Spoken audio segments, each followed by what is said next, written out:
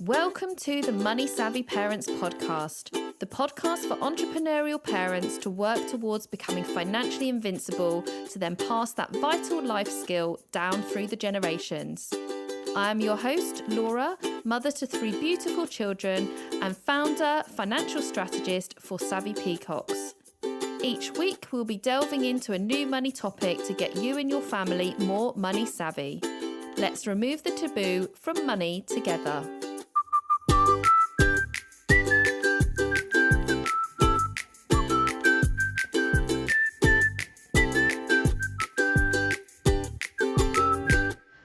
Welcome back to my podcast. Thank you so much for being with me.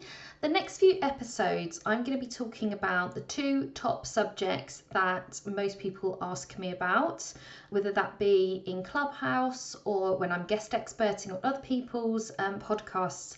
And the first subject is all around creating multiple income streams. And if you're already a business owner, you will know a little bit about this, but I've got to be honest, didn't really even cross my mind before I started running a business. So I want to share my insights around that and the difference between when you're working in a corporate environment versus running your own business. And then the second subject leading on from that is all around pricing. So I'm really looking forward to getting into both of these subjects and talking about the nitty-gritty of money and earning potential. And I'll tell you the reason why, and this is the number one reason why. Every time I talk to teenagers in a group, in a school setting, on my program, with a group of my niece's friends, with, any kind of teens, when they find out what I do for work, and if I say to them that I'm quite open and transparent and I'm happy for them to ask me any questions, specifically around money, the number one question that comes up is how much do you earn? And how much did you earn in previous jobs? So our next generation are really interested in how much they need to earn, how much different jobs they could earn different amounts of money. Why is that important? Why is it not so important? And all the different elements. And from there, lots of different questions come. But I'm quite open and honest with them. And I tell the tale of starting in the bank, 18, on a program where you could study and work at the same time. My first salary was £11,000. So remember it. It's funny, isn't it? You remember that first one, your first salary. I think I took home £840 a month, something like that, and sort of built my way up within the bank and the organisation, got to management within 3 years, and then senior leadership in 9 years, so sort of 3 or 4 management grades in that time. And we then talk about the comparison between that and working in my own business and the difference. And one of the things that often comes up when I talk about this is that, as I said, I got up to senior leadership at the bank after 9 years. And I kind of hit an income ceiling without me even realising, because most corporate organisations, as I'm sure you know, have this sort of range in which they can pay your salary. So of course I probably entered the sort of bottom range as a first senior leader, but I stayed in that position for 10 years. So in that time, I hit a point where I'd got to the top of the range. My boss was the same grade as me. So I had hit an income ceiling without realising it. So my first question to you, if you're working in an employed position, is have you hit an income ceiling? What is the opportunity for you to earn more money? And I always say to my students when they ask about different salaries and stuff is that please don't forget, it's not about how much you earn, it's what you do with it. So don't get so hung up on sort of consistently increasing your salary. But then at the same time, if you're sat in a job and you've got no option, no way to be able to grow your income, and potentially it's not your forever job or it's not something you enjoy, then you're going to very quickly resent it because there's no opportunity there for you to move on, even just for a small salary increase. So, it is all in balance. But I always tell the tale of, someone that earns 30,000 could be far wealthier than someone that earns 100,000. So just bear that in mind. But in my case, I realised very quickly that my boss was the same grade as me. I'd probably have to take a few side steps in order to get up to the next salary range. Do I even want that responsibility? I was currently responsible for my own branch, and then I would sort of do relief cover for my boss. So maybe I was, managing 30 people day to day, and then every other month I'd be managing a couple of hundred people. But the next grade up was like managing 1,200 people. So did I want that responsibility? Probably not. And would the salary increase be worth it? Probably not. Which is how I've got into running my own business, because now I don't have a salary or an income ceiling. Nobody does when they're running their own business, if you've done your numbers right, if you've structured it in the right way. You can, of course, hit yourself with your own income ceiling if you don't structure things in the right way. But that's why I think this subject is so important. So the first things first, running your own business, there is no way of you having an income ceiling. If you get the right education around how to structure your products and services, and you make sure it's priced correctly, then you cannot hit an income ceiling, and you could earn millions in your business. In fact, there are people that I network with in the online space that do earn millions of pounds in their business every single year. So that's the first thing. That's really exciting, because I've completely got rid of that income ceiling. Secondly, you do have to think very carefully about the things that you can't put a price on. So I no longer am beholden to any shifts, being beholden to a certain place at a certain time. I have my own flexibility. And all the things that I did enjoy in corporate life, such as life insurance, great pensions, paid holiday, I can replace all of that stuff within my business. I just have to account for it in the figures. So, I think the best piece of advice I'd give you if you're kind of in this quandary is writing it all out, so it's all there in black and white, so you can really make the right decision for you, because nobody can make this decision apart from for yourself. Now, from a income streams point of view, as I've openly just said, I didn't really think about this a huge amount when I was working in that corporate environment, but I think the pandemic has taught us this one thing, is that nothing is forever. And even if you're in a fairly secure job, which I thought I was, to be honest, banking, nothing is forever. Anything could change, and the pandemic has taught us that literally anything could happen. We never could have seen the pandemic coming.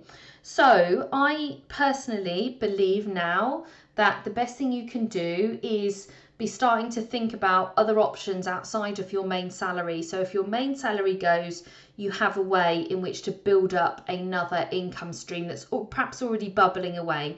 So you could easily work in an employed position, even full-time these days. If you're not going to be commuting into work, you could run a little side business on the side, earning a little bit of money, maybe based on something you really enjoy doing, like baking, sewing. Maybe that's something tech-wise. It could be anything, music, just as a little bubbling away business, so that it doesn't have to earn you a huge amount of money at the moment whilst you're working. But if your employment went, you would have an opportunity to build that up and grow what you've already put in place. You've planted the seeds and there's some little grass roots there growing, and you could build it into a forest or a jungle if you want to.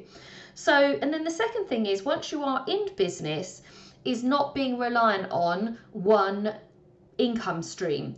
So I'll give you the example in my business is that I don't earn money just from one place. So most of you know that I run my program for teenagers, and that brings me an income. I sell that to parents, I sell that to schools, and I sell that to independent financial advisors that want to share it with their clients' children. So there's 3 different places in which I could sell that program. So that's 3 income streams from one program. I also work with people on a one-to-one basis, tends to be over about 6 months, seems to be the tipping point. So a 6-month one-to-one program. I run a membership where people can work with me on a monthly basis, and we have sort of face-to-face meetups.